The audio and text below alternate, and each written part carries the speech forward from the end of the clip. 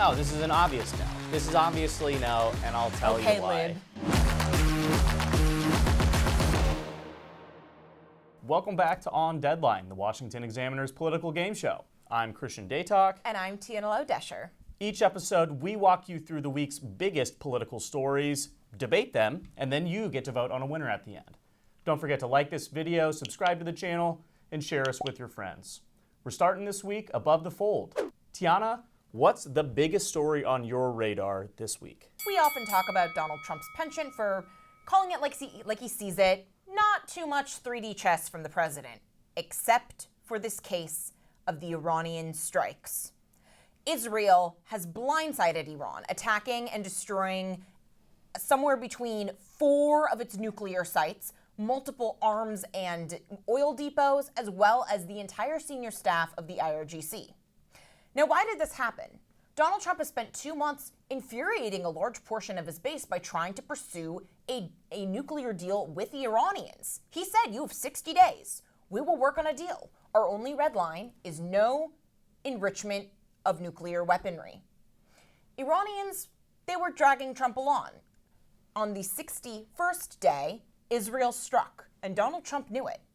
Why? Because this is the ultimate art of the deal in action. The goal is not regime change. The goal is to deplete all of Iran's stockpiles of weapons and make it so that way they have to give up their nuclear weaponry. As Donald Trump said, for those who say they want peace, you can't have peace if Iran has a nuclear weapon.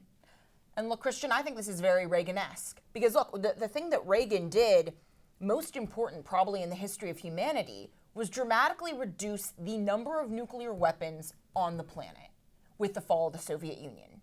Trump is trying to do the same thing. I guess I fail to understand the Tucker Carlson argument of somehow it is anti-war to allow Iran, which calls us the big Satan and Israel the little Satan and pledges to eradicate us both. Why would you want them to have nuclear weapons when we could stop that? You know, Tucker and his points that he's always made about Iran and about the Middle East writ large, I think genuinely run contrary to not only non-interventionalists, but like really every single Republican out there. But that is Tucker, and I can say that, you know, having worked for him in the past, he is a contrarian. So even if, you know, the majority of his intellectual peers are barking up one tree, he's just going to go and find another one. But I think the way the White House is spinning the developments with Iran and with Israel is brilliant, because this is a, you know, quite frank, a chicken and an egg scenario. Was Donald Trump 5D chessing this behind the scenes? And obviously he has sort of run into conflict with Netanyahu about the way the Gaza war has gone ever since February. So I'm not so sure that this is him actually pulling the strings, or if he's just kind of getting lucky and it falls into his overarching plan for changing the status quo pursuant to Iran. Because you are right. The deal that they had put out there publicly, or at least that had been reported on being offered by Witkoff, is, you know, the total opposite of his entire Iran policy up to this point in time. So I'm not so sure, but I do think he's in desperate need of a win in foreign policy right now. Again, because of the way that Ukraine and Russia is going on, and because of the way not only China, but some of our other friendlier trading partners have resisted coming to the table with all of these tariff bilateral agreements that the president is trying to reach. So I do think this is a, to be quite honest, stronger stance for Donald Trump, both in terms of embracing Iran and trying to change that status quo, but also getting his base back under control. But again, I have it in the back of my mind, is he really in control of this situation? And what happens 2-3 months down the line when this thing has escalated? Because we do know Israel is going to continue striking Iran. Will the U.S. be dragged into a war? That's something I don't think Donald Trump can spin into a win.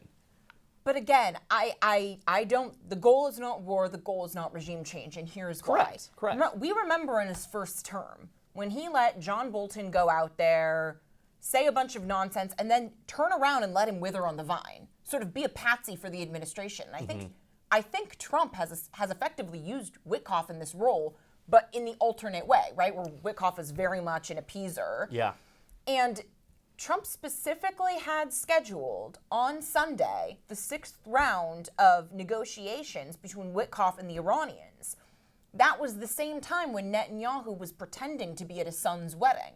So the idea was the Iranians were completely blindsided for when this was going to happen because they thought it certainly wouldn't happen while Netanyahu was at his son's wedding, and it certainly wouldn't happen when Witkoff was preparing to meet them all in Oman. So I think it seems quite clear that Netanyahu would have never done this without Trump. And also, Trump can be quite changeable on most policy, right? Like we've seen him take every position in the book on certain arenas. Iran is one of those things. He has always correctly excoriated the Obama-Iran deal as the worst deal the U.S. ever entered into, right? He has always been an Iran hardliner. It was arguably the most successful feature of his first term, was his maximum pressure campaign. Unlike his first term, however, you have Israel that has they've taken out Hezbollah completely to the point where the Lebanese government told Hezbollah, you're done, you're not acting on this. Hamas is on the ropes. Hamas is on the ropes. The Houthis in Yemen have been seriously degraded, also in part because of the U.S. He no longer has a puppet state of Assad in Syria. Syria is now a puppet state, a client state of Turks who are allies in this, right? Because they also hate the Iranians. Russia is a little busy right now. They don't exactly have extra, depot to give them. And the Chinese are much more interested in brokering a deal with Trump because we consume so many of their exports, right? So Iran is really in a position where they can fire as many ballistics at Israel as they want. The Iron Dome keeps on shooting them down. 99% of them, at least. To the point where they won't have much left. And I think Trump is saying, I gave you a chance. I gave you 60 days to make the best deal of all the deals. But meanwhile, the real art of the deal was getting everything into place where you had Mossad agents inside Iran for days setting this all up. And now it will be, I think the goal is to make it so that way the regime knows their very survival is contingent on giving up that final nuclear site that's in the base of a mountain. Christian, what's the top story you're following this week? Well, after that excellent international relations primer, I'm turning it back to domestic issues. And I want to talk about the way that the MAHA report, published last month by the Trump administration, is moving folks both inside Western medicine and outside of it, sort of towards a consensus in the middle. Now, that report, of course, riddled with errors, according to Stanford professor Dua Hassan, a pediatrician and, again, professor on staff at Stanford Medical, kind of a big deal. She was happy to see how the report raised questions about the over-dogmatization of the medical industry and the power imbalance between big pharma and patients. That being said, Jordan Crofton, a functional medicine doctor in New York City, talked about how, while these are good points, there still is a lack of strategy. But ultimately, everyone agrees if Robert F. Kennedy Jr. wasn't associated with this movement, and this was purely something the Trump administration was pushing and doing, I think it would move folks in traditional medicine towards a place where we can actually talk about these issues which are impacting people. Because to be fair, you need both sides of the coin here. You need folks vested in the current industry who want to reform it to, improve patient outcomes, and people who are raising questions on the outside. If there's no consensus, this doesn't actually, present a solution to Americans. And ultimately, that's what this is about, not pumping up RFK's friends in the wellness industry. And look, none of this would happen without the disaster that was the public health apparatus's response to COVID. Without a doubt, yeah. This was, we knew early on that COVID hit people who were older and sicker harder. And as a response, we shut down gyms and beaches and parks. So there was, and of course the schools versus the protests where your 2-year-old couldn't go to preschool for a year and only then with a mask, while the public health officials said racial equity is important in public health, and that means you should protest for George Floyd. That being said, of all that valid criticism, it is completely undermined by the fact that you have, in my opinion, a hack running HHS. When you talk about the idea of the grift, is big pharma just in it for the money? Are they just lining their pockets? Global pharmaceutical industry last year was worth $1.65 trillion. the global wellness industry was worth almost $7 trillion. Oh, yeah. So who's making more money there? And like the original FDA was created because at the end of the 1800s, you had an explosion of a cottage industry of people at home promising you supplements or oils to cure ailments, give you more virility, give you more vitality. Sounds very similar to a lot of what you hear now on half the podcasts. Without a doubt. And mind you, a lot of them are safer because the FDA exists, and the FDA, at minimum, even if a supplement can't solve an issue, they do have to adhere to standards to make sure they first do no harm, right? But the American people do not buy the outright vilification of crucial medication. Case in point with vaccines. So NBC just conducted a widespread poll. Only 7% of Americans strongly oppose using vaccines to prevent disease. 80% support it in some way. And only 3% blame vaccines for the chronic disease epidemic. There's so much space to correct the wrongs and the overreach of the Anthony Fauci's and all of that, and focusing on saying something like depression, the first line approach should be talk therapy, and it should be exercise, without vilifying SSRIs that have been incredibly helpful, without vilifying, the Ozempic as a last line of combating obesity if diet and exercise hasn't worked. I mean, the problem is ultimately the politicization of medicine, right? And the phrase trust the science should not be controversial, but you're now hearing folks on both sides of this debate using it to try and back up their entrenched position.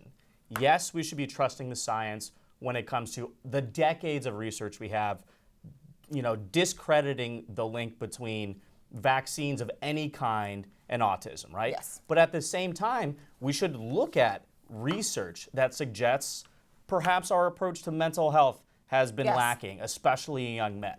Perhaps, we need to get rid of processed foods in the way that we are serving, especially under-resourced and underserved children, right? Shout out Michelle Obama, who was talking seriously. about this. It's a two-way street, right? 15 years ago. And ultimately, the problem with RFK, while there are many, is that he doesn't approach medicine as a science. He approaches it as a lawyer. He has these conclusions in his head, and then because he is smart and because he is willing to go through and read research, he can pull out anecdotes and interpret them in a way to back up that conclusion. And that is not the scientific method. That is not looking at this system empirically and trying to reform it.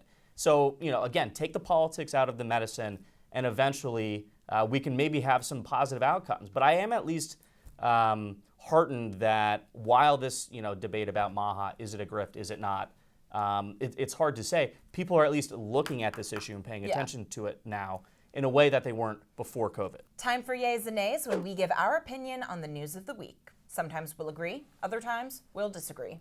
The Trump Army Parade was more successful than the No Kings protests. Oh, this is an obvious no. This is obviously no, and I'll tell you why. Lib. I mean, seriously though. I will say before we get into it, I was amazed by the fact that this parade, which coincided with the 250th anniversary of the United States Army and Donald Trump's 79th birthday, it was much less Trump branded than I thought it would be. I mean, I was thinking, back in 2020, we had the RNC in DC, on the South Lawn of the White House. And I was expecting, fireworks to say, Big Daddy Don or something like that in the sky. And it was primarily, from the footage that I saw, I wasn't here this weekend, primarily focused on the history of the U.S. Army.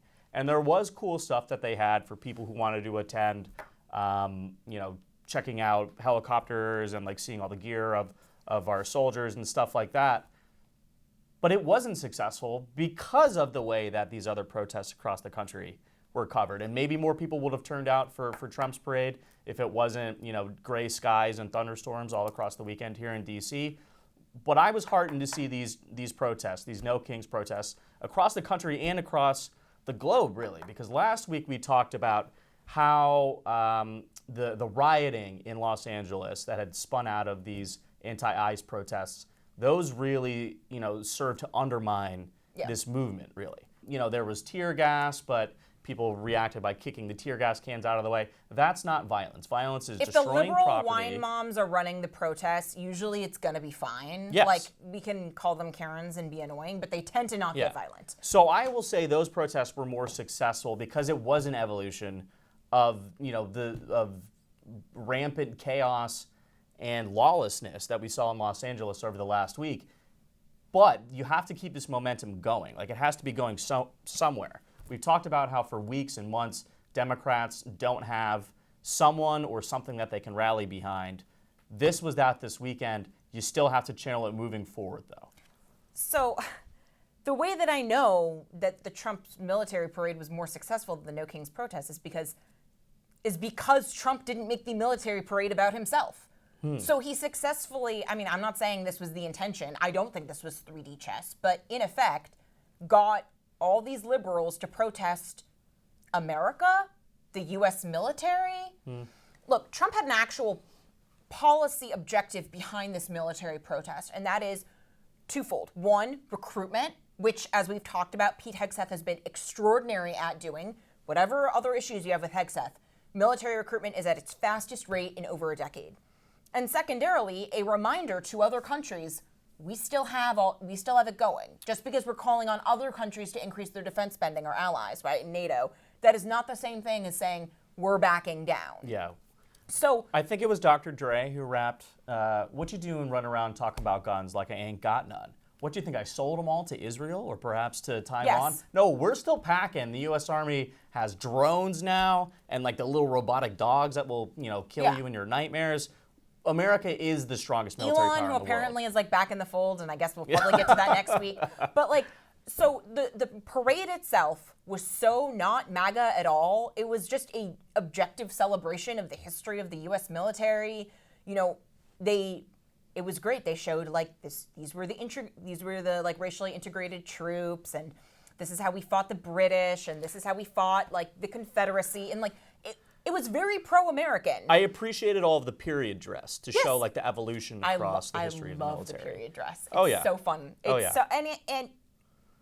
So it's not that the No Kings protests were violent, although I will point out that 60 anti-Trump protesters were arrested for storming the U.S. Capitol on Saturday, and that just like apparently didn't make the news because like we only care when it's J6ers. We only care when you go inside the U.S. Capitol. Weren't they inside? They were on the no, steps. okay, I guess they were on the steps. But I don't know. I still had a problem with the J6ers going on the steps. Like, Sure. that was still bad for me. Yeah. But I guess this is the difficulty with having standards that you apply to everyone.